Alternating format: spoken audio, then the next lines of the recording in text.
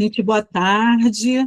Boa tarde a todas, a todos, a todes. É uma alegria estar aqui com vocês e receber a Diana de Oliveira Dias, né, para tratar desse tema tão importante para a gente, para além da inevitabilidade, tecendo relações com tecnologias digitais. O grupo de pesquisas Oficinas de Formação Inventiva de Professores é um grupo atento ao trabalho com as micropolíticas dessa relação entre escola e universidade e pensa a formação perspectivada pela invenção por meio de dois princípios disparadores de pensamento. Um é da gente se posicionar a favor das problematizações e o outro princípio é poder ampliar o grau de suportabilidade para lidar com as vulnerabilidades.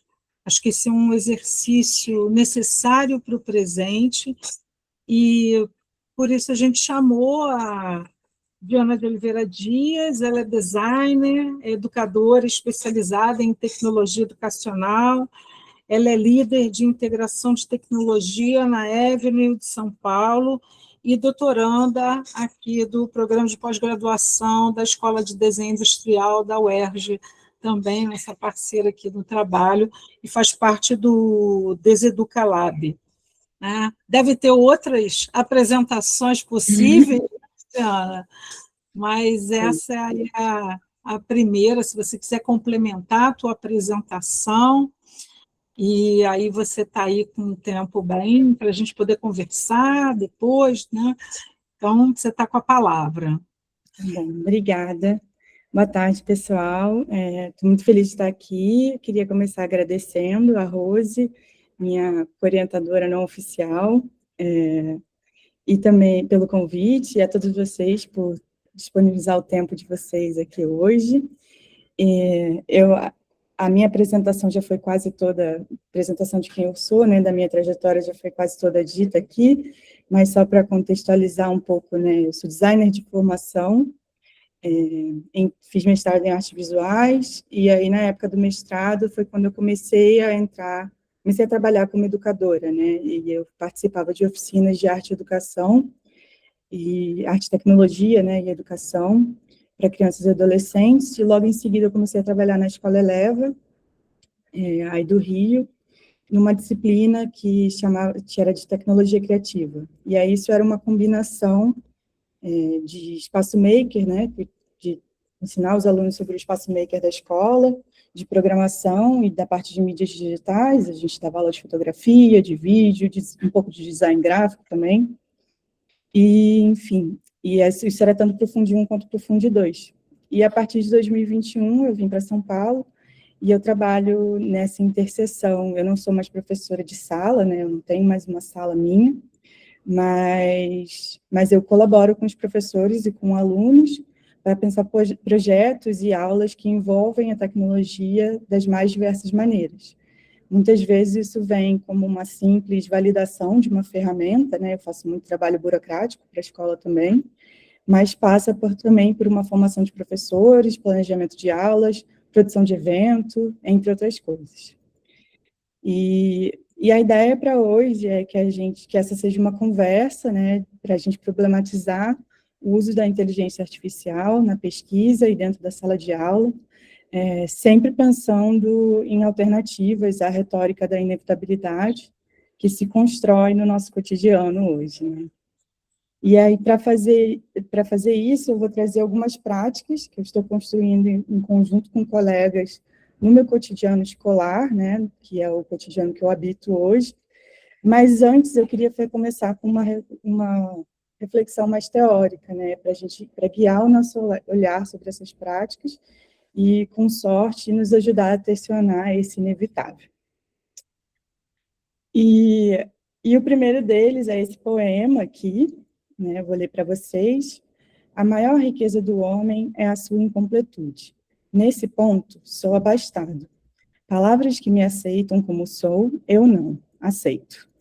Não aguento ser apenas um sujeito que abre portas, que puxa válvulas, que olha o relógio, que compra pão às 6 horas da tarde, que vai lá fora e aponta o lápis. que vê a uva, etc, etc. Perdoai, mas eu preciso ser outros. Eu penso renovar o homem usando borboletas. E aí eu escolhi trazer o poeta Manuel de Barros aqui como uma provocação inicial, porque eu acredito que nesse poema ele traz 3 pontos que, para mim, são essenciais na construção de uma relação ou com tecnologias digitais.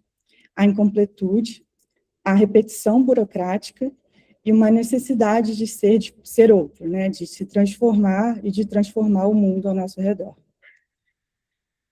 E aí eu já vou passar para o Simondon, o Gilbert Simondon, que é um pensador essencial assim no meu trabalho, e em seu livro, que foi originalmente publicado em 1958, que chama O Modo de Existência de Objetos Técnicos, o Simondon, ele nos diz que o motivo de seus estudos sobre os objetos técnicos é animado pela intenção de suscitar uma tomada de consciência acerca dos objetos técnicos.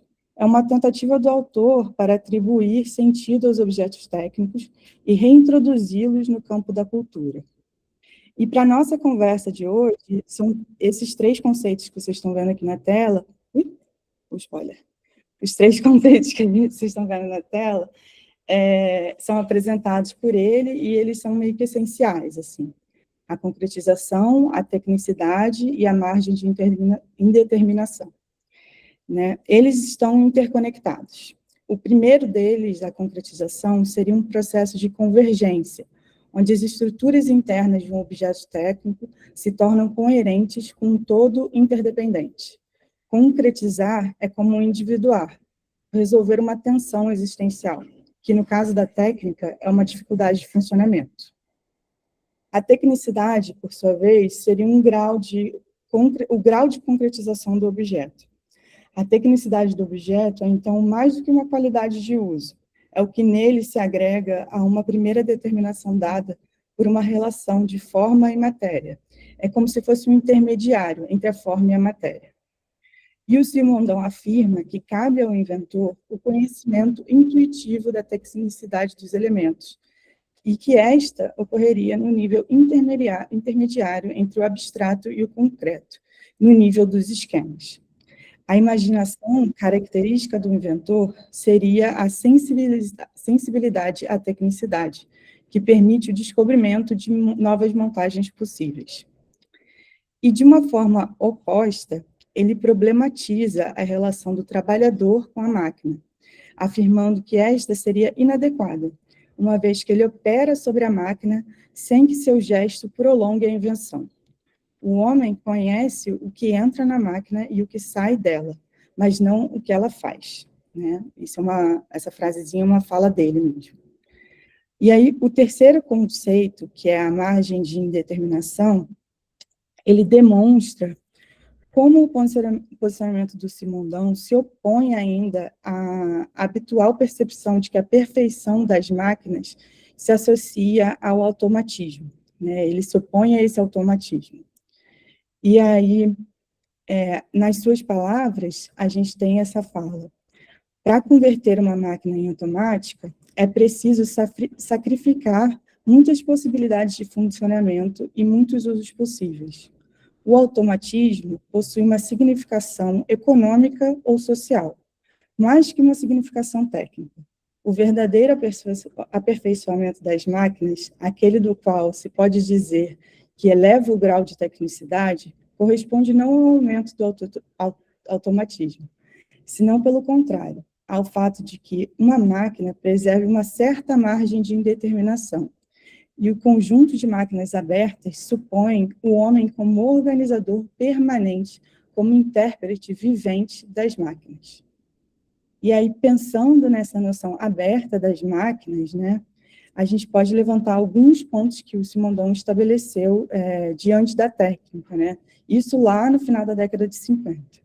Ao estudar os modos de existência dos objetos técnicos, ele advoga a favor da incorporação dos mesmos na cultura, de modo que esses não sejam nem inferiores nem superiores ao homem, mas que possamos abordá-los e aprender e conhecê-los e aprender a conhecê-los, mantendo com eles uma relação de igualdade, de reciprocidade e de intercâmbios. De certa maneira, uma relação social. E aí é nesse ponto que a gente tem que contemporaneizar um pouco o pensamento do Simondon, né? Sua automação, apesar dele já ter uma reflexão sobre a automação que aponta um caráter econômico que guia esse processo, nos dias de hoje, pensar uma relação de igualdade e reciprocidade com uma tecnologia digital hegemônica soa, no mínimo, um pouco ingênuo, né? E aí, por isso, eu queria trazer também a Shoshana Zuboff. Eu acho que talvez eu tenha escrito o nome dela errado aqui na tela, perdão, mas depois eu conserto. Que ela nos ajuda a pensar tecnologias digitais de forma crítica nos dias de hoje, o que passa para a gente entender as relações de poder e os sistemas econômicos que as sustentam, né? E aí, ela escreveu um livro, né, que ela está cunhando um termo que chama capitalismo de vigilância, né, que é o capitalismo de vigilância, e ele designa uma nova ordem econômica que reivindica a experiência humana como matéria-prima gratuita para a tradução em dados comportamentais. E apenas parte desses dados são utilizados para melhorias de produtos e serviços, né? O restante vira uma espécie de superávit comportamental, que alimenta processos de inteligência maquínica e que acabam se tornando-se produtos de predição. E a questão se acentua, pois essas máquinas só conhecem nossos comportamentos, elas não só conhecem os nossos comportamentos, mas elas também os moldam, né? Elas moldam os nossos comportamentos numa escala gigantesca hoje em dia, né? E tal reorientação que transforma conhecimento em poder, com essa reorientação, né? Não basta a gente automatizar o fluxo de informações sobre nós, não basta isso para as empresas. A meta agora é também nos automatizar, de certa forma. E aí, uma reflexão que ela traz também no livro é que a gente não pode confundir o capitalismo de vigilância com as tecnologias que ele emprega, né? Ela aponta que a retórica da inevitabilidade é uma fraude astuta, projetada para nos tornar indefesos e passivos diante das forças implacáveis que são e sempre devem ser indiferentes ao que é meramente humano, né? E essa retórica, ela desorienta o público, ela nos desorienta, né? E fazendo a gente ficar confuso com os imperativos comerciais, e a gente pensa esses imperativos comerciais como eles fossem necessidades tecnológicas. Isso não é verdade, né? Assim, o que o capitalismo de vigilância busca é o lucro, e isso não é necessariamente uma necessidade tecnológica. Mas aí o que a gente faz com isso, né? Como é que a gente enfrenta a inevitabilidade, essa onipresença, a conveniência, né, que é ofertada dentro desse capitalismo de vigilância pelas suas tecnologias. E aí, para pensar esse enfrentamento, eu gosto de pensar no cotidiano, né, a partir do cotidiano.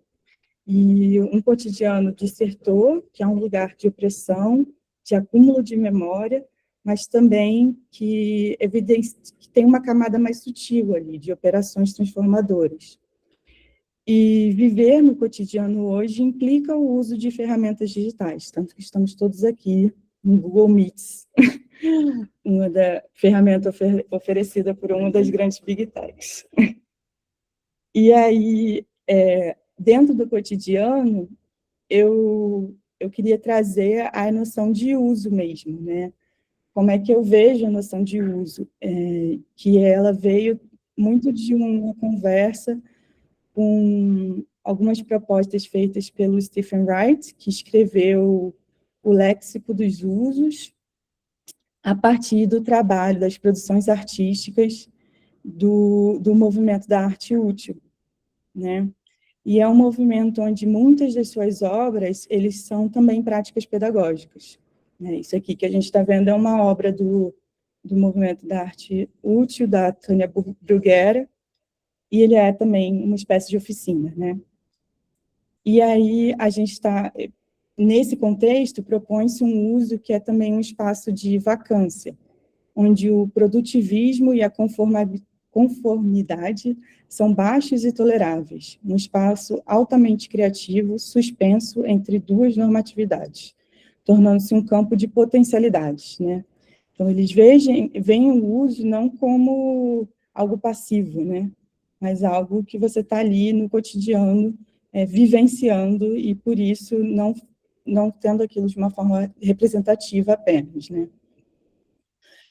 E é óbvio que isso é uma faca de dois gumes, né? É justamente isso que torna interessante a gente tentar pensar os usuários de uma maneira que a agência deles tenha um quê de coletividade, não só fique limitada ao individual, assim. E a partir disso, assim, desses conceitos todos, eu queria que a gente se voltasse para os usos praticados por educadores e alunos, né, ao se relacionarem com tecnologias digitais, dentro do contexto tanto da escola básica quanto da universidade, né, e aí para a gente olhar para essas oscilações que vão acontecer entre controle e resistência, né, e vamos partir de algumas perguntas, né, eu vou propor algumas perguntas para a gente. Quais são os usos de objetos digitais por professores e alunos no ambiente escolar? Desses usos, quais deles nos ensinam a transgredir, promovendo um pensar crítico e inventivo? É possível promover um uso crítico de tecnologias hegemônicas que abram brechas e caminhos desviantes? Será que é possível? Eu não tenho certeza ainda. E como professores e alunos poderiam se tornar inventores de objetos técnicos digitais, né? Como é que a gente pode ter acesso a essa margem de indeterminação dentro desse contexto da educação? Aí, agora eu vou trazer isso para cá. Só um segundo, gente. Vou me situar aqui com a minha tecnologia. Eu vou trazer para cá, e a partir de agora a minha fala vai ser mais fluida, menos lida, que eu vou dividir com vocês alguns exemplos mesmo, assim, da minha prática na escola.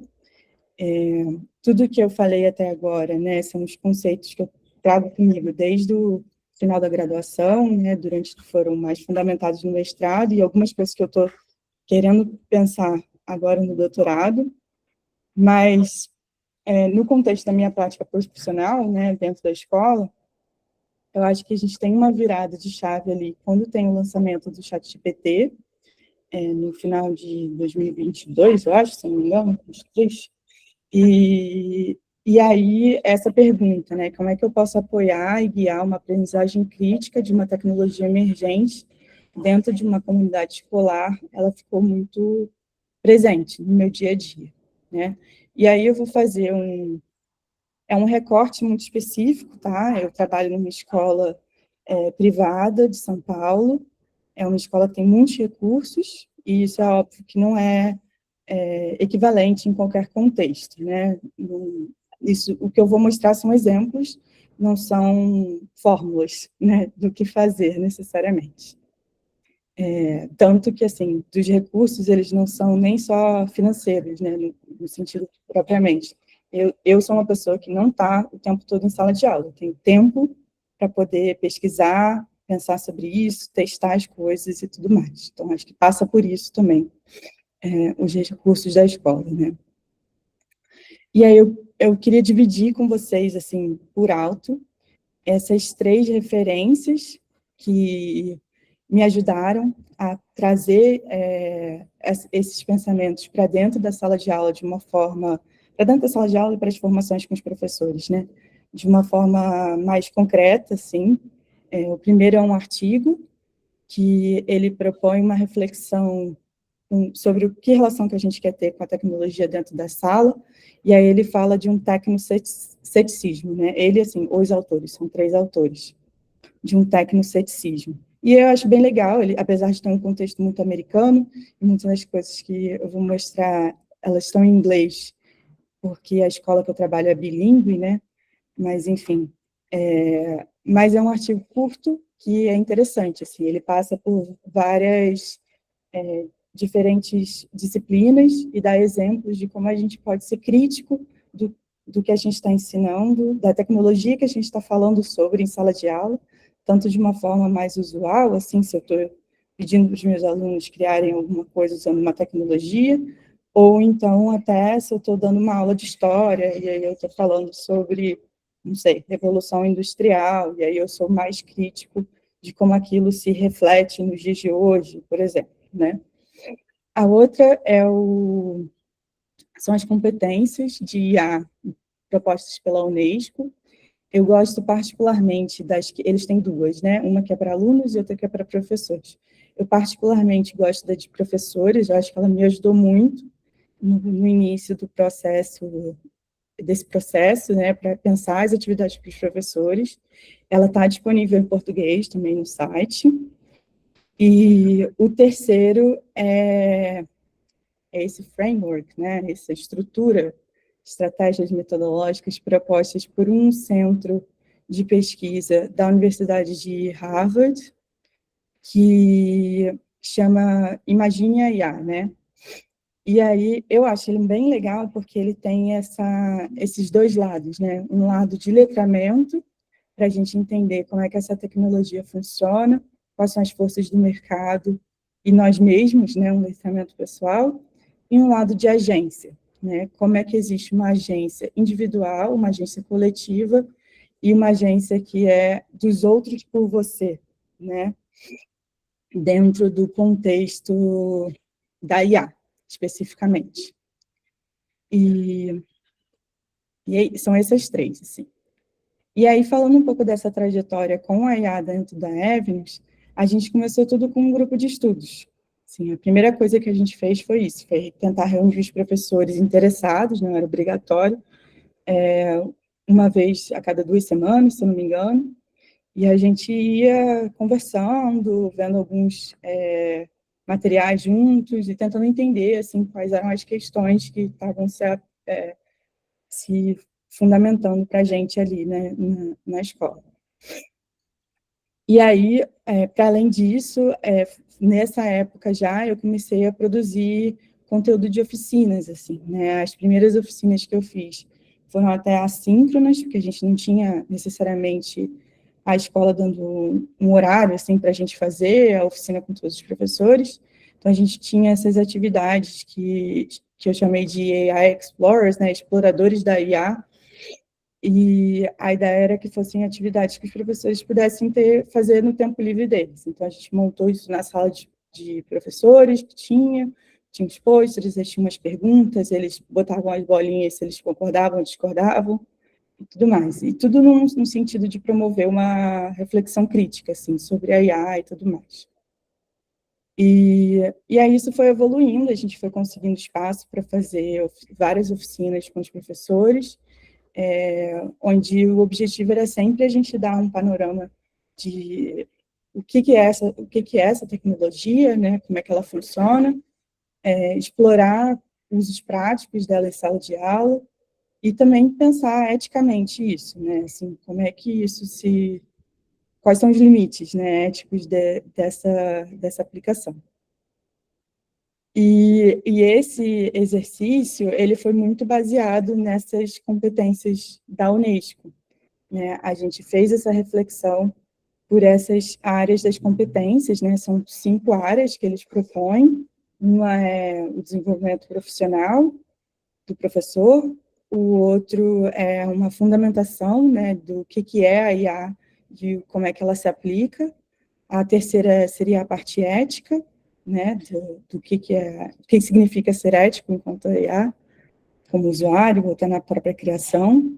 Aí tem uma parte pedagógica, que é mais IA aplicada, né, dentro da sala de aula, e esse pensamento sempre com o humano no centro, né? Eles têm esse lado também. E aí a gente estruturava as nossas oficinas sempre meio que nessas direções, assim, a gente fazia ela passar por tudo isso.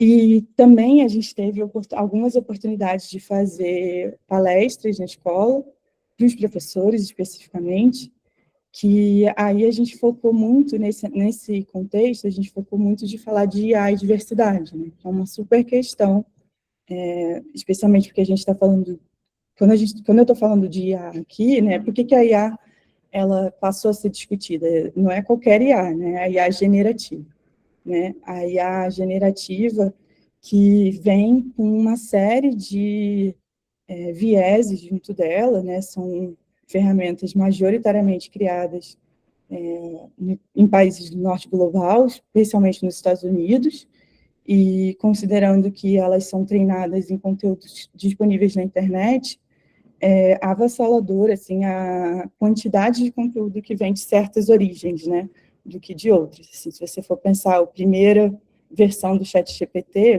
nem é a primeira, ChatGPT 3, eu acho, 92% do que estava dentro dele era em inglês. Então, o que isso traz, né, de vieses ali no que a gente está produzindo com eles. Então, a gente fez uma palestra focando em diversidade, assim, trazendo questões, dialogando com alguns artistas, assim, para fazer os nossos professores refletirem. E, para além disso, para terminar essa parte de formação de professores, uma coisa que a gente faz com regularidade é a curadoria de materiais. A gente tem uma newsletter que hoje já não é mais interna só, ela é divulgada às vezes no LinkedIn da escola também, que é uma espécie de, tipo, materiais, lançamentos de ferramentas, um tutorial novo que a gente tem, ou a gente faz sempre uma parte inicial que é mais notícias sobre tecnologia, sempre tentando trazer isso para dentro do contexto da escola. E aí, esse último ano, né, com essa coisa toda da ECA digital e tudo mais, sempre sendo um tópico recorrente ali, com o intuito mesmo de a gente manter nossos professores informados sobre isso, para eles terem um pensamento crítico sobre a tecnologia também.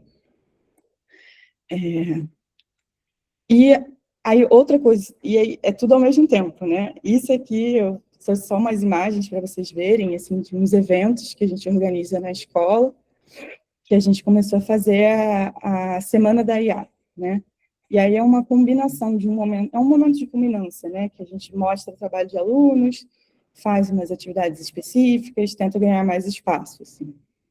E a primeira foi em 2023, aí a partir da segunda, a gente começou a usar esses materiais de exposição, que não são produzidos pela gente, né? Eles são produzidos por uma organização alemã, que eu até tenho um link aqui que eu posso compartilhar com vocês depois, e eles fazem um material com adolescentes, eles produzem um material a partir de conversas com adolescentes, e é todo voltado para a juventude, né, também.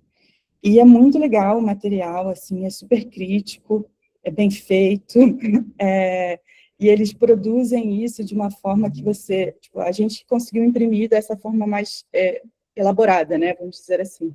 Mas eles têm isso disponível em formatos pequenos também. Então, se tudo que você tem acesso é uma impressora da sua casa, não da sua casa, né, mas da escola, que imprime um papel A4, você também consegue imprimir, né, esses posters. Enfim, é bem legal, e essa primeira aqui tem em português também, não tem só em inglês. A segunda que a gente colocou, ela tinha uma conotação mais sobre golpes da internet, cyberbullying e tudo mais, assim, para trazer esse lado.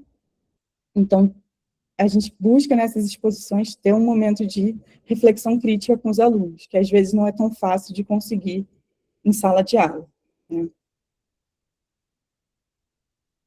E aí, eu tenho alguns exemplos, antes da gente chegar, enfim, mais para a atividade. Eu tenho alguns exemplos que eu queria dividir também, que são exemplos de aulas, assim, são aulas que foram propostas junto com os professores. A primeira delas é essa aqui, que foi uma aula sobre AI Hype, né, falar sobre por que está tão em voga a IA, né, por que ficou tão em voga.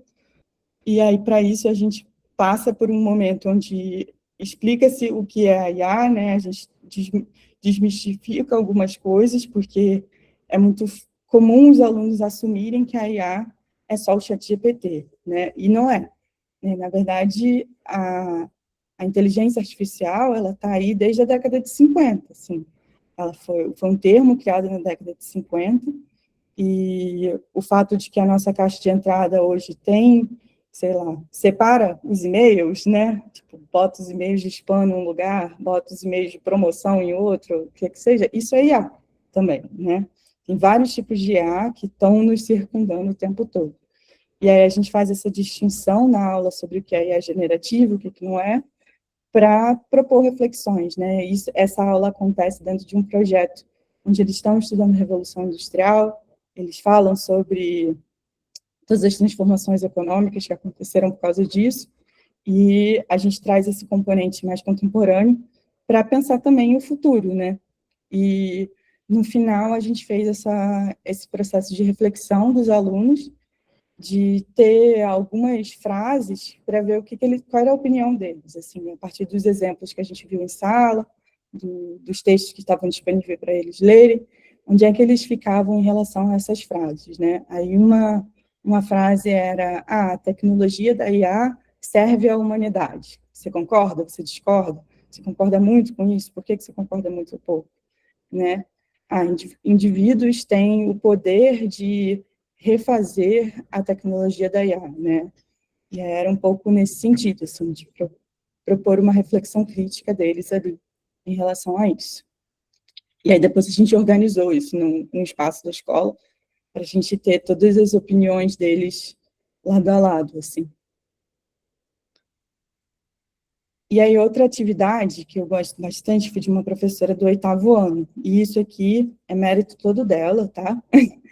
Ela é uma professora do 8º ano de inglês, é um projeto que eles estudam civilizações antigas, e aí o que ela fez é que ela queria que os alunos gerassem imagens dessas civilizações antigas, e para isso ela vai explicando para eles como é que eles podem melhorar os prompts, né, o texto que eles colocam para esse gerador de imagem, usando muito da construção textual, né?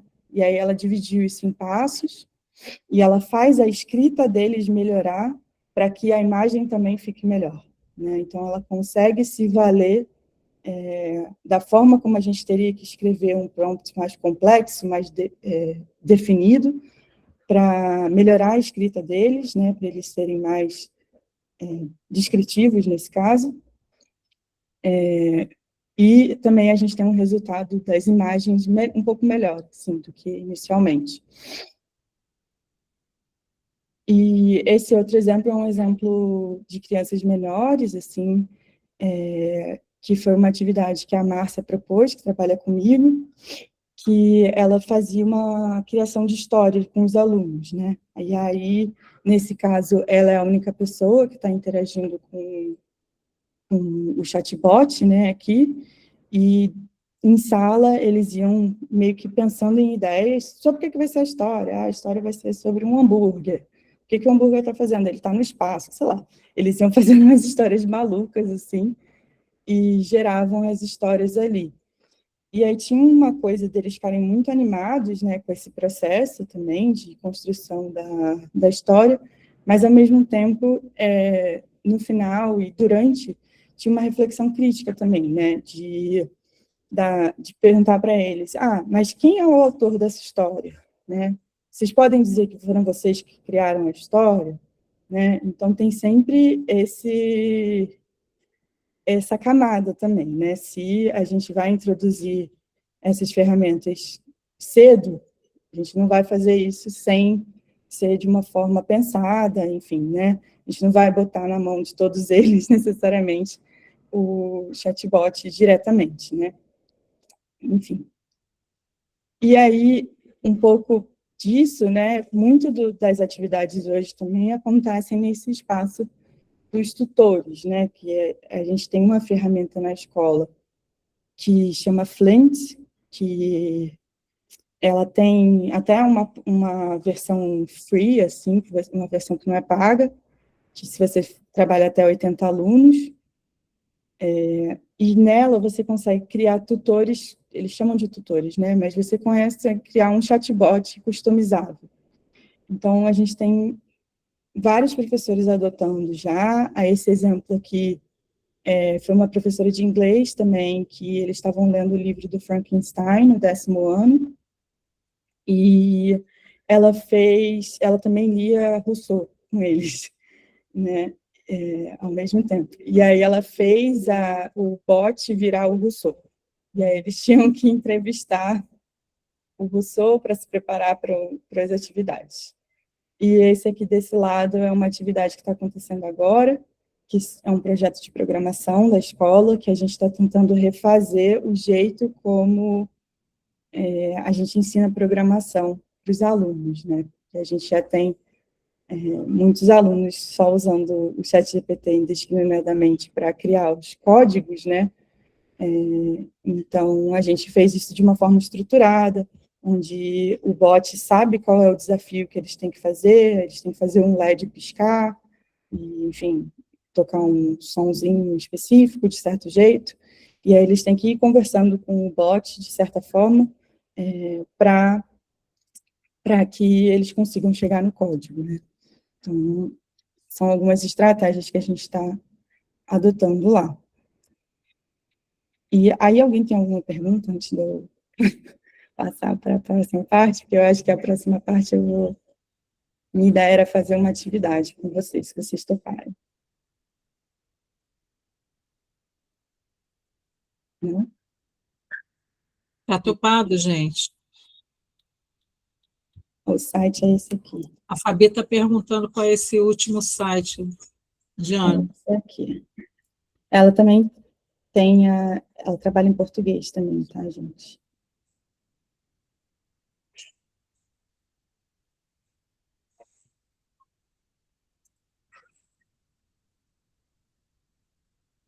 Eu posso compartilhar também minha apresentação com vocês, estamos juntos lá.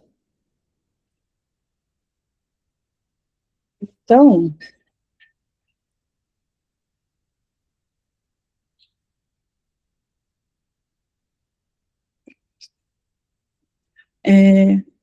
e aí, para a gente meio que terminar e talvez fazer disso aqui mais uma conversa, minha ideia seria que a gente fizesse o seguinte. Não sei se vocês sabem, mas o CNPq publicou semana passada normas, boas práticas de atuação, né, a partir da IA, né, com a IA em mente também. Eles atualizaram lá. E aí eu destaquei aqui essa parte com relação à IA, que eles botam nas diretrizes.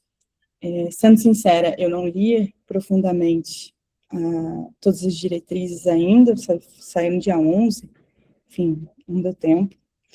Mas eu achei interessante, né, alguns pontos assim. O uso não é proibido, mas é preciso que ele seja declarado, né? E o tipo de IA generativa e a fase de desenvolvimento da pesquisa, e especificando como a ferramenta utilizada é necessário. Você precisa dizer isso, né, também, quando você está dizendo que você usou a IA. Como você usou, em que fase, tudo mais. E que é vedada a submissão de conteúdo que é gerado apenas por IA, né? E especialmente está dizendo que isso aí é humano. E, enfim, eu acho legal que tem essa característica de que, no final das contas, o trabalho que você está submetendo é seu, né? Não é o ChatGPT, o Gemini, ou o que quer que seja, que está fazendo o trabalho acadêmico, né? Somos nós. Então, não podemos abrir mão dessa autoria. E aí, o que eu queria propor, que eu vou sair aqui do share, é uma atividade que eu fiz com o 10º ano,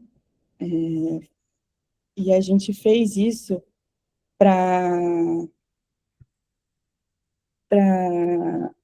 meio que estabelecer uma base do que a gente achava que era aceitável se fazer com a IA no contexto da aula deles, né? E aí o contexto da aula deles era uma aula de inglês, e eles são alunos do primeiro ano do ensino médio, né? Então, isso significa que eles ainda estão aprendendo algumas coisas, assim, sobre a escrita. Então, a gente deixou muito claro que ali era um contexto específico, não é fora dali, né? E aí, para isso, acho que o nosso exemplo pode ser a gente produzir um texto como se fosse um trabalho de artigo, assim, que você faz para o final de uma disciplina, seja de graduação, seja do mestrado, do doutorado, né? E aí a gente vai começar juntos, eu convido todos vocês a ou abrir o microfone ou a postar no chat também, se vocês quiserem, para a gente pensar, assim, qualquer coisa que você poderia fazer com uma IA generativa, né, textual, nesse caso, provavelmente, ou não também, nesse contexto de produzir um artigo de conclusão de uma disciplina. Assim, eu tenho que escrever um texto de conclusão da disciplina, e aí se eu fosse usar IA, ou não você, ou, enfim, quais são as coisas que a gente poderia usar IA? Alguém tem uma ideia? O abstract. Já vou começar. Tá bom. Para fazer o resumo. O que mais? Pode ser uma coisa que você nunca faria. Em outra língua, né? O resumo pode fazer em outra língua. Feito na autoria. Entendi. Então, para traduzir o resumo. Traduzir, isso. Para traduzir o resumo. E o que mais? Mas a gente não pode, agora a gente não está fazendo julgamento de valor. São todas as coisas possíveis de usar essa ferramenta. Eu, por exemplo, poderia gerar todo o conteúdo do trabalho. O Pedro botou no site organizar a estrutura do trabalho. Organizar a estrutura do texto. Uhum. A Ana Luísa botou definir um conceito. Definir um conceito. Fazer a formatação nas regras. Colocar na BNT.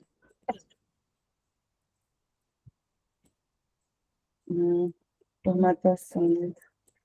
Pedro colocou organizar referências de acordo com o estabelecido. É porque cada revista, às vezes, pede um... Então precisa ser a BNT. Pode ser APA, acho que é por isso. Nossa, André.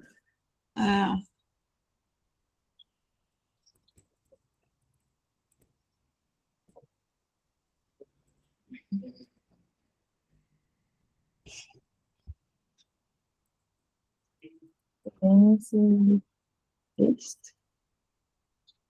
Algo mais? O que mais? Aí as referências botou, né? Rever, correção, né? De escrita, né? Ortográfica. Correção ortográfica. Correção ortográfica. A gente poderia também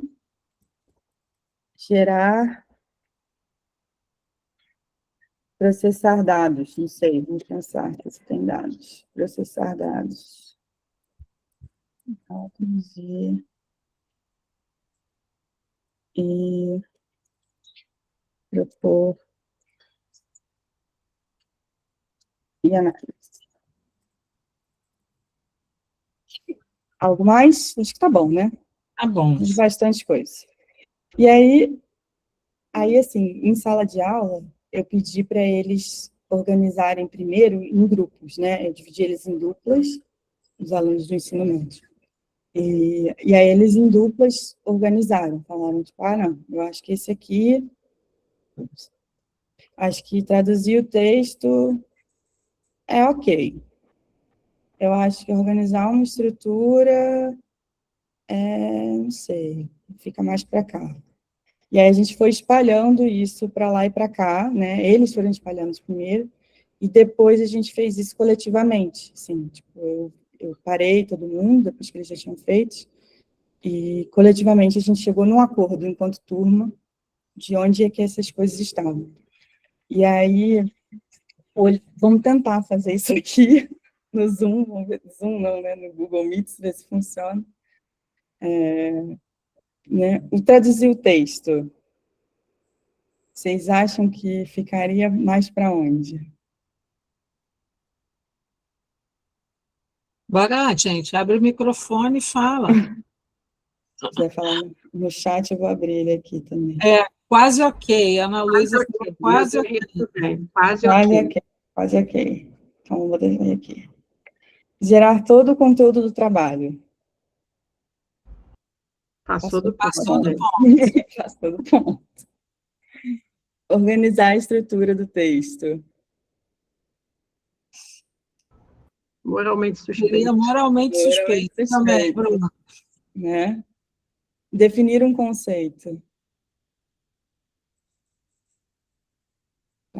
Para cá. Acho que passou do ponto. Passou do ponto. Fazer a formatação das referências e texto. Isso aí está ok. Totalmente ok. Totalmente ok. E aí a gente tem correção ortográfica. Cadê o pessoal do português?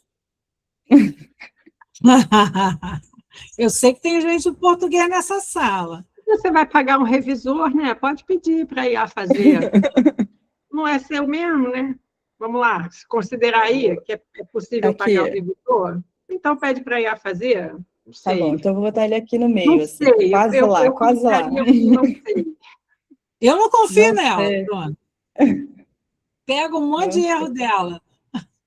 Eu não daria para fazer. E para processar dados e fazer uma análise? Se manifestou uma professora de português. Melhor pagar o revisão, viu? Vamos deixar bem aqui, mais ou menos.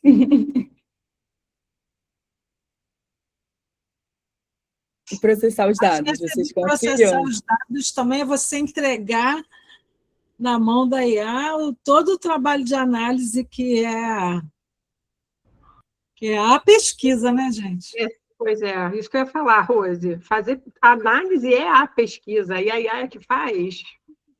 Sim. Eu diria que passou do ponto. Passou do ponto. É isso. E assim, esse exercício, acho que ele é interessante para a gente, porque é isso, é tudo muito novo, né? Não existe uma regra que há anos a gente está seguindo e tudo mais, né? A gente vai conversar enquanto sociedade, né, e enquanto grupos também, para a gente entendendo tanto o funcionamento dessas ferramentas, porque acho que muito dessa decisão aqui também passa por a gente já ter uma vivência, né? No final das contas, a gente já está usando essas ferramentas há um certo tempo agora, né? Imagino, não sei se todos vocês, mas... E aí a gente tem esse entendimento de como é que elas funcionam, para a gente também tomar decisões mais informadas, né? Do que a gente quer abrir mão de fazer nós mesmos ou não, né? E eu acho que não é tanto para você dizer que necessariamente toda vez que eu for processar dados e analisar alguma coisa, isso vai ser ruim, né, de fazer. Mas nesse contexto, né, de eu tô pesquisando e eu quero ser uma pessoa referência num campo, ou, enfim, que pensa sobre certas coisas, como é que eu vou abrir mão de ser quem é o revisor desse conteúdo, seja ele de qualquer forma, né? Enfim, eu acho que sempre tem maneiras e maneiras de você fazer, né? Não é que existe só uma forma de você usar uma ferramenta generativa para cada um desses processos, né? Eu posso dizer, para eu fazer a formatação e referência do texto, eu posso pedir para ele fazer isso, mas, no final das contas, ele mudou várias partes do meu texto, e aí eu não li direito, e aí, como é que fica, sabe? Mesmo pedindo isso, você tem que, né, ter um certo cuidado, uma certa atenção para o conteúdo que vai ser gerado, né? Porque essas ferramentas, elas não são feitas para te dar um resultado confiável toda vez. Ela é uma ferramenta probabilística. Então, por ser probabilística, ela erra também, né? E ela faz as coisas de uma certa intenção, assim, né? Enfim. E eu acho que era isso, assim, gente, que eu queria trazer para vocês. Vou abrir para perguntas. No último slide tem os contatos também, se alguém quiser conversar mais, deixa eles aqui. Para de compartilhar, eu já botei os slides no chat. Obrigada, Diana. E a gente agora abre para perguntas, né? Eu gostaria, assim, já de pensar um pouco, né? Esse ensaio que você fez com a gente, de coisas que a gente usaria ou não usaria. Muitos dos que eu falei aqui, do que eu ouvi, as pessoas colocaram, de alguma maneira as pessoas já fazem. Eu dei um exemplo de coisa que eu faço, pego lá e aí arrumo, né? Quando eu falei do Abstract, né? Então, assim, são coisas que a gente acaba já fazendo e usa, né? Mas nunca botando tudo na mão da IA, né? Fazendo. E como você falou, o que é, o que não é, a gente já usa desde a década de 50, com o surgimento da cibernética. Mas eu gostei muito desse finalzinho, né? Você acabou de dizer que a IA é uma ferramenta probabilística, então ela erra, né? E que usos, então, a gente faz ou coloca a nossa vida acadêmica, escolar, na mão, né, da IA? Como é que a gente vai pensar esses usos, né, que podem ser outros, e acho que você entende o que eu estou falando, né? Não dá para negar que é nesse mundo que a gente vive, não dá para dizer que somente é inevitável o uso, né? Não dá mais para viver sem ela, né? E como é que a gente vai operando um uso, talvez um certo desuso, sem permitir que ela abuse, né? Para brincar aí com esses três eixos dos usos, desusos e abusos da IA no contemporâneo, em especial na formação de professores, na escola básica, né? Porque está todo mundo usando, né? Não dá para fingir que as pessoas não estão usando. Então, como é que a gente coloca isso em discussão, em análise, né? Não sei, mas talvez a gente pudesse fazer umas 2, 3 perguntinhas, daí ir conversando, né? Bruna levantou a mão. De falar. Bom, primeiro te agradecer, né, Diana? Acho que esse tema é extremamente importante. Eu falei, Rose, manda o link aqui, vou pedir para o grupo de pesquisa participar, né? Porque a gente também está começando ações mais voltadas para a inclusão na universidade, e eu penso que a gente precisa aprender como que as tecnologias, as ferramentas podem auxiliar nesse processo. E eu já te digo que, assim, eu sou muito analógica, né? Eu sou uma pessoa que eu tenho que aprender muito a trazer a tecnologia para o meu dia a dia, e esse todo mundo está usando, sabe, toda regra tem exceção? Eis-me aqui.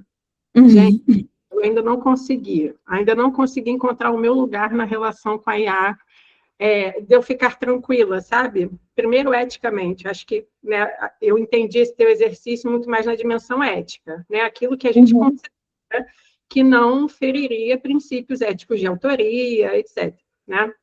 Então, tem essa dimensão. Mas, para mim, tem uma outra, que algumas coisas, se a gente entrega para a IA, a gente não aprende. Então, tem a dimensão ética e de autoria, mas tem uma dimensão do nosso processo de aprendizagem. A única vez que eu tentei usar, né, assim, tentei mesmo, que eu fui com a disposição, dizem que isso é bom, eu vou, e tinham me dito assim, é muito bom para fazer revisão de literatura. Você ganha muito tempo em vez de ficar... Gente... Descongela. Uma congelada. Bruna, acho que deu uma falhada aí, Bruna. Acho que a Bruna congelou, gente. Mas eu achei muito boa. Uma tragédia. Assim. Tá voltando. Bruna, está oscilando, Bruna. Deu uma oscilação, Bruna. Estão me ouvindo agora? Estamos, agora sim. Eu vou concluir aqui só para dizer a minha experiência, né? Então, eu fui pedir para fazer a revisão de literatura, que tinham dito para mim que fazia bem, né? E a revisão de literatura é o que dá trabalho. Eu fiz um teste com um tema que eu conheço, para ver, assim, né? Vai ser bom? Foi ruim, o resultado foi ruim. Mas, além disso, por isso que eu quero chegar nessa dimensão do que a gente aprende, né? Porque quando a gente vai fazer uma pesquisa, você faz a revisão de literatura mesmo, né? Lendo os textos, vendo que tem... A gente aprende tanta coisa sobre o tema, e eu me vi, assim, pedindo isso para ele gerando um texto para mim, alguns segundos. Eu falei, caramba, e a primeira vez que eu tive notícia do uso do ChatGPT foi eu trabalhando em Caxias, no setor de pesquisa, formação e tal, e aí um colega estava lá, cheguei para trabalhar, estava o alvoroço, né? E um colega estava mostrando, que foi logo que começou esse negócio, ele falou, quer ver? Olha aqui, ó, você chega aqui e coloca, elabora um plano de ação para formação no município X, né, que era Caxias, com tais IDEB isso, aquilo outro, que pegue a... melhoria do IDEB em tais anos, ações de formação para não sei o quê. Gente, quando ele deu enter, em segundos vai ver um plano de ação. Eu olhei para aquilo e falei, desculpa, eu não posso concordar com um negócio desse. Aí a discussão era, mas Bruna, olha só, em segundos ele te deu um plano de ação, agora você pega isso e faz a revisão, o plano de ação está pronto. Eu falei, cara, não consigo achar que está ok, percebe? Então, assim, a minha questão, acho que se você puder, né, trazer essa, porque tem a dimensão ética, tem a dimensão de autoria, mas eu fico pensando também, e aí olhando para os nossos estudantes na graduação, por exemplo, né, quando deixam de produzir um texto autoral que vai exigir, por exemplo, a aprendizagem mesmo, então eles estão lidando com conceitos que eles não conheciam, com áreas que não conheciam, serão professores que pede para a IA fazer, além de esbarrar nessas questões éticas, estão perdendo a oportunidade de aprender.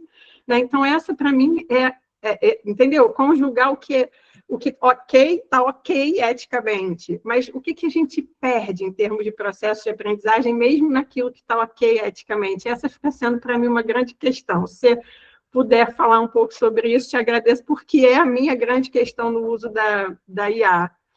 Não, eu achei muito pertinente seu comentário, assim, e eu acho que eu acabei não mencionando isso, talvez, mas a primeira coisa que eu falo, né, no ensino médio, especialmente, assim, quando a gente está falando com os alunos, é isso, aqui você está fazendo uma escolha do que você quer abrir mão, sabe? Não é só uma questão ética de eu estou escondendo o que eu estou usando, ou o que quer que seja, né? Que é o que acontece em muitos casos, né? De você não falar que você está usando. Mas é isso, a gente está abrindo mão do nosso pensamento, de certa forma, como você falou. E as pesquisas, elas falam que o impacto não é só de quem não sabe, um aluno de ensino médio que ainda não aprendeu exatamente tudo que ele precisa aprender para produzir um texto, né? Vamos dizer assim. A repetição, né, se você usa aquilo, se você confia na IA de uma forma que você não está criticamente, né, engajando com o conteúdo gerado por ela, você deixa de saber fazer certas coisas, né?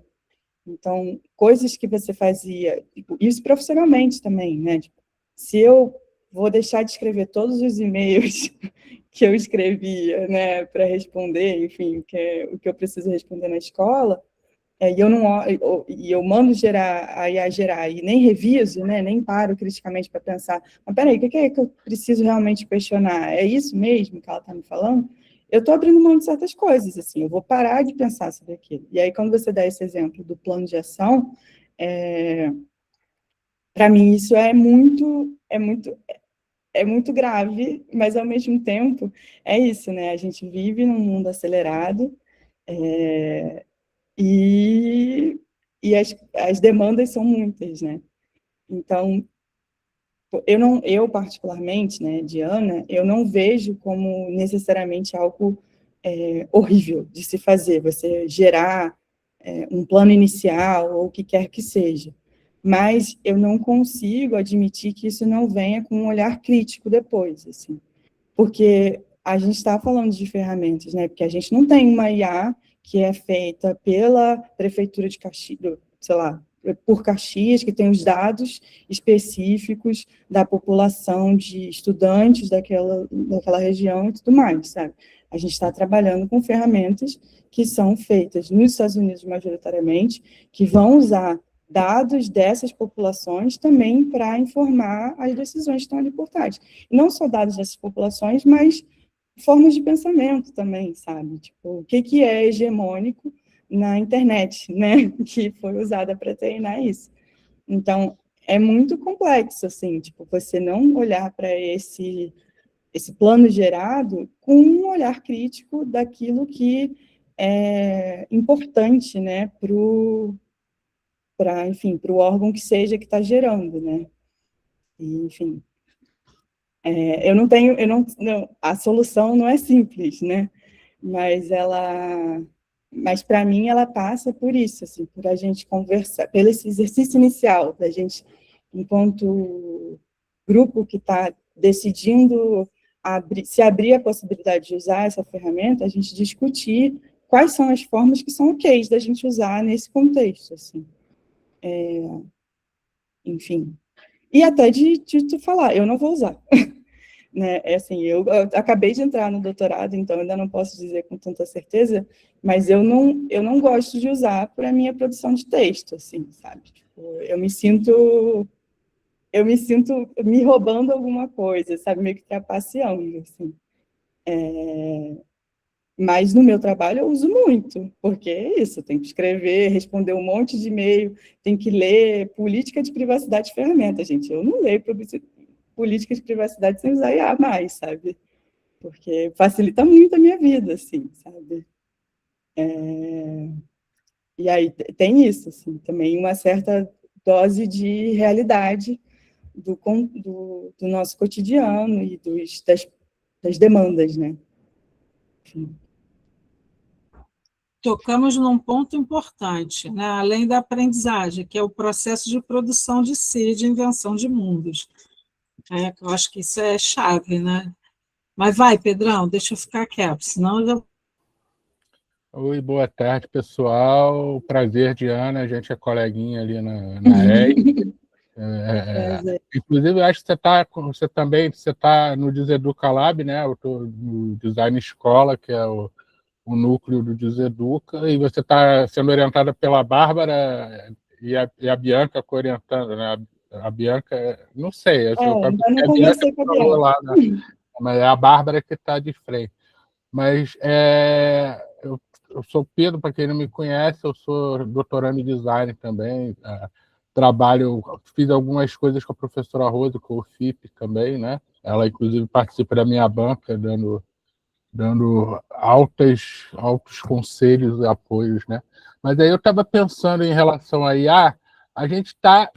As grandes big techs, né, que estão aí dominando o assunto. Então, ao mesmo tempo que a gente está falando aqui, os nossos dados que são interessantes, digamos assim, estão aí sendo captados pelas mesmas big techs, né? E aí você estava falando, de repente não tem uma IA de Caxias, não sei o quê, mas aí eu fiquei pensando assim, pô, a mesma que está aqui está bombardeando lá o Iraque, o Irã, né, tal, não sei o quê. Eu achei engraçado algumas conversas, algumas matérias que estão tendo, que são as mesmas empresas. Você vai ver, lá no Pentágono está discutindo isso aqui. Aí a gente, não, a gente está usando uma ferramenta, o ChatGPT, enfim, tinha um outro nome agora que eu não me lembro, que é uma outra empresa dessas que está na crista da onda. Mas aí eu fico pensando, eu acho que não tem muito jeito, a gente está nesse mundo, cão, etc, etc, e tem toda a parte ética, toda a parte de falta de que a gente perde com a IA, mas isso vai ser usado, não tem muita escapatória, até para a gente, vou colocar a palavra conquistar o aluno, enfim, a gente tem que estar, a gente tá nessa sociedade. Como é que a gente faz, assim, é uma pergunta um pouco retórica, claro, tá? Mas eu acho que é uma coisa para a gente pensar. Como é que a gente pode fazer para que isso está aí? A gente vamos proibir o celular na sala de aula. Ok, concordo, mas tipo, até a página 20, na 21 eu acho que já não é muito por aí. Mas tá, e como é que a gente faz esse controle, assim? Porque a gente tem que ensinar essas pessoas, esses alunos, sejam professores, sejam alunos, a usar isso criticamente também, usar essas tecnologias, de ter um olhar crítico para isso. E aí, assim, eu não vejo muito falar, você não pode usar porque você está sendo antiético em pegar isso aqui. Tá, mas eu vou fazer, não vou falar para você, e aí, assim, como é que... E é uma grande questão, eu acho, de todos os professores e da academia em geral, como é que isso vai ser trabalhado. Eu estou fazendo, por exemplo, o estágio docente lá na ESD mesmo, com o pessoal de mídias digitais. Então, pode usar a inteligência artificial? Pode, mas assim, a gente vai captar em algum momento que você tem todo um processo para fazer. Você tem uma pré-produção, você tem que, no caso lá, você tem que entregar um vídeo no final, ou alguma peça com um vídeo de até 3 minutos, mais ou menos no máximo. Ok, as ferramentas estão aí e o mercado está vendendo, a publicidade está vendendo. E como é que a gente vai dizer, não, você não pode usar isso porque você está sendo... Ok, estamos sendo antiéticos, estamos sendo preguiçosos, como o ser humano é por natureza, assim, a gente tenta facilitar a vida. Mas, assim, você acha que tem alguma... Você já meio que falou, mas, tipo, solução, vou falar a palavra, não é uma resposta que a gente possa... É um pouco por aí, eu não sei. Eu acho que é muito complexo, assim, eu acho que tem uma questão da regulamentação, né, que ela não está na nossa esfera individual aqui, que foi muito do que eu falei hoje, né, que sim, eu acho que deveria existir uma regulamentação dessas ferramentas, né, que é um movimento que a gente vê acontecendo, especialmente na direção das redes sociais, hoje em dia, né, toda essa coisa de banir celular em escola, tudo mais, acho que está crescendo essa conversa. Eu espero que essa conversa seja mais rápida no que se trata da IA, né, porque ela demorou muito para acontecer no caso das redes sociais, né, mas no contexto mais individual, né, dessas nossas relações cotidianas, eu acho que tem certas coisas que a gente pode dizer não também, sabe? Tipo, eu digo não para IA várias vezes no meu dia a dia, sabe? E assim, em relação aos alunos, para mim, também não funciona muito só falar que eles não vão usar e pronto, né? Na escola que eu trabalho, como a gente está falando de menores também, a gente tem as limitações por idade, né? De tipo, até os 13 anos tem um monte de ferramenta que eles só não têm acesso, porque é isso. Não pode, está escrito na ferramenta, não pode menor de 13 anos. Não precisa de mais nenhuma justificativa. E no ensino médio, eles podem usar certas coisas, né? Mas ela sempre vem acompanhada de certas ressalvas, né? E aí vai tanto dessa conversa, e é muito difícil, gente, tá? Vai dessa conversa de convencimento mesmo, assim, de, cara, você está perdendo certas coisas se você usar isso indiscriminadamente, né? E E eu acho que se a gente não conversa com eles de uma maneira mais punitivista, né, assim, que eu tenho vivenciado na escola, né, quando a gente não parte da conversa a partir do te peguei no erro, funciona muito melhor, né? Quando a gente tem o professor que já sabe que provavelmente ele vai ter produção de texto ali e que isso pode ser uma questão, se ele já começa de início estabelecendo ali com a turma, gente, esses são os nossos parâmetros de uso para IA nesse contexto aqui. E aí pode ser numa atividade como essa que eu fiz aqui, ou uma coisa bem direta ao ponto, assim, tipo, essas são as minhas regras, sabe? Tem professor que também não entra tanto na conversa, né, necessariamente. Mas se isso acontece de antemão, fica muito mais fácil a conversa depois também, sabe? Porque aí seja uma conversa de honestidade acadêmica, ou só você vê os alunos se conscientizando desse uso, assim, ao longo do processo, a coisa toda está muito mais estruturada, sabe? Você vai virar para ele e vai falar, tipo, pô, mas lembra que a gente conversou sobre isso naquele momento? O que você acha que você deixou de fazer aqui? Pô, isso aqui você não está demonstrando naquele outro trabalho que a gente fez. Por que aqui, de repente, apareceu todo esse pensamento aqui sobre isso?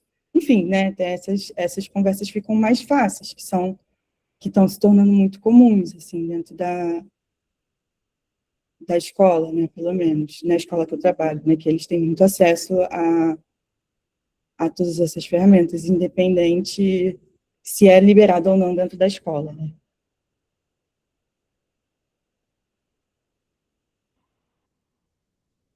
A Bruna colocou no chat, né, precisa autorização dos pais.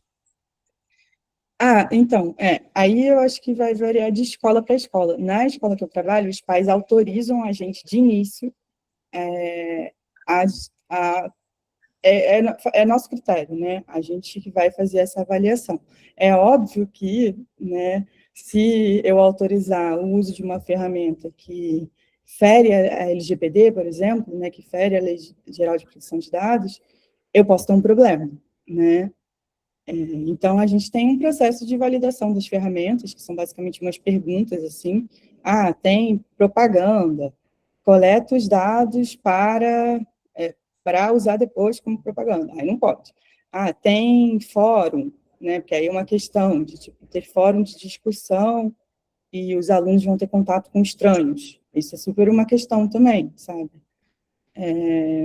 Enfim, a gente tem esse processo que a gente faz internamente para validar algumas ferramentas.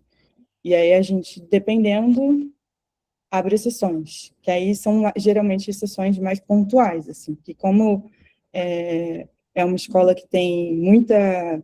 Quando vai chegando no final do ensino médio, eles têm letiva, aí eles começam a fazer projetos pessoais, essas coisas assim. Aí eu começo a liberar coisas específicas, assim, tipo, fulano de tal quer usar tal ferramenta.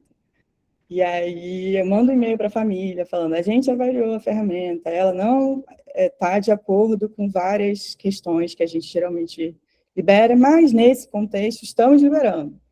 Então, se eles reclamarem, a gente tira. Mas, enfim, né, tem esse cuidado ali também legal, né, nesse sentido.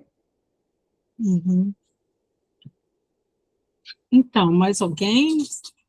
Eu queria voltar àquele, se vocês, Diana, permitir, porque eu acho que o tema que a Bruna traz, né, você um pouco, vou botar a mão assim, né, abrir mão do seu processo de aprendizagem, é um tema que toca direto nos processos de formação que nos atravessam, especialmente aqui, a gente está com professores da escola básica, tem professores da universidade aqui, tem mestrandos, doutorandos, alunos de graduação, que, de alguma maneira, estão em formação, mas também são professores, né, da escola básica e da universidade.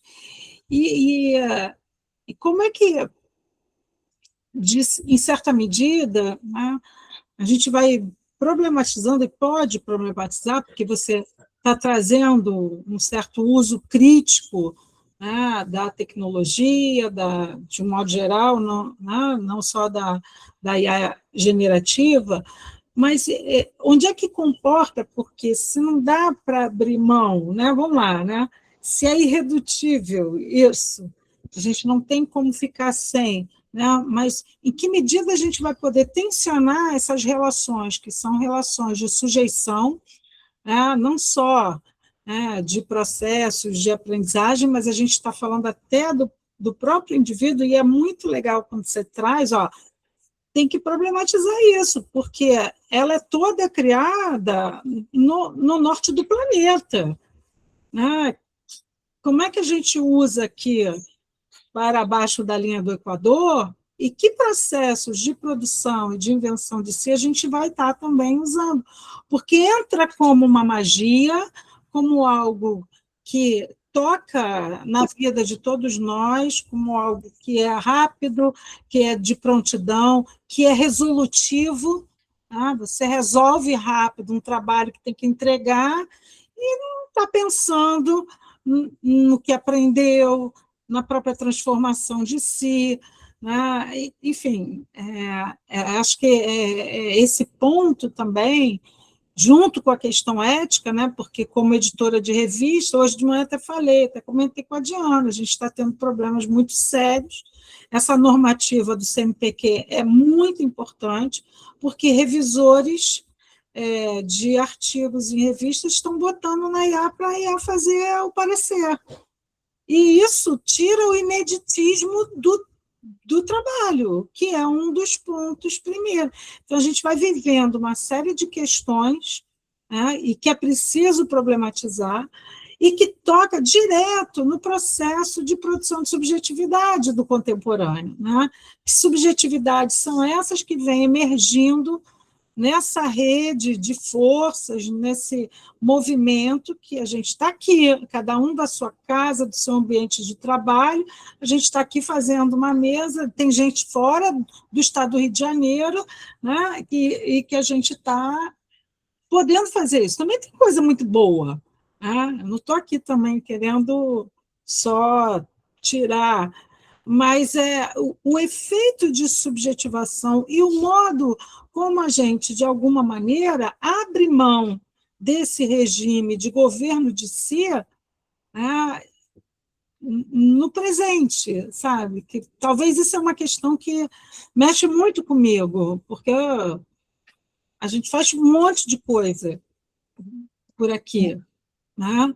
E assim, é só para dividir, não tem resposta, eu sei, né? Uma certa preocupação, uma certa posição ético-estético-política com isso que estamos vivendo, entendeu? Como uma possibilidade de produção de pensar saídas, sabe? E pensar coletivamente, porque aqui tem um corpo coletivo muito bacana, né? Já agradecendo a presença de todo mundo, né, para poder pensar e pensar diferentemente o que está emergindo quase que como um lugar impossível, né, inevitável de não fazer uso, mas de problematizar esse uso. Né? Sei, estou pedindo aqui também. Não, eu acho que é isso, é muito complexo, assim. Eu acho que a gente tem... Eu acho que não é inevitável, né? Não precisa ser inevitável. A gente tem a opção de falar, eu não vou usar. E pronto. Você pode. Assim, você vai ter que ignorar todas as respostas curtas que agora aparecem no Google para qualquer coisa que você procura lá? Vai. Mas você pode tentar, né? E, assim, a minha perspectiva, como uma pessoa que sempre gostou de construir coisas, né? Acho que é isso. Assim, desde criança, eu gosto de fazer coisa com a mão, e aí, eventualmente, eu cheguei no digital, né? Também de tentar fazer certas coisas, tentar fazer certos usos dessas ferramentas e voltar atrás, assim, de olhar para aquilo e falar assim, cara, desse jeito aqui eu não posso usar, mas desse outro jeito aqui eu até consigo usar, e, enfim, porque eu acho que tem uma questão de isso não virar uma caixa preta também, sabe? Eu acredito muito que, através do uso, né, através da gente ser ativo nessa convivência com a técnica, né, e com a tecnologia, a gente abre espaço para inventar outras coisas com elas, assim, né? E é muito difícil, porque a gente não está mais falando de objetos que você pega uma chave de fenda, você abre, e aí você vai ver todos os componentes, né? Não é mais assim, mas ainda assim eu acho que tem formas da gente ir se aproximando dessas tecnologias digitais e entendendo as agências que elas têm sobre a gente também, sabe? Né? E para ser crítico em relação ao que quer que seja que vai ser gerado, né? E tomar as decisões em cima disso, assim. Enfim. É isso. Obrigada. Gente, já estamos com quase 1h30, para a gente não abusar da Diana, se deixar, a gente vai continuar. Diana, você quer falar umas palavras finais? Não, eu queria agradecer mesmo o espaço, minha primeira fala como doutoranda, então muito obrigada. É isso, enfim, eu mandei os slides aqui, tem os meus contatos lá, se alguém quiser trocar uma ideia, eu estou super aberta, assim. Enfim, é isso, muito obrigada mesmo, gente, por estar aqui, uma segunda-feira, conversar comigo. Nós é que agradecemos, né? Foi bom conversar, se encontrar aqui, mesmo que remotamente, né? Aí, e ajudar a gente a pensar nesse presente e problematizá-lo, para poder suportar e ampliar esse grau de suportabilidade para viver o presente. Tá? Um beijo, gente, muito obrigada.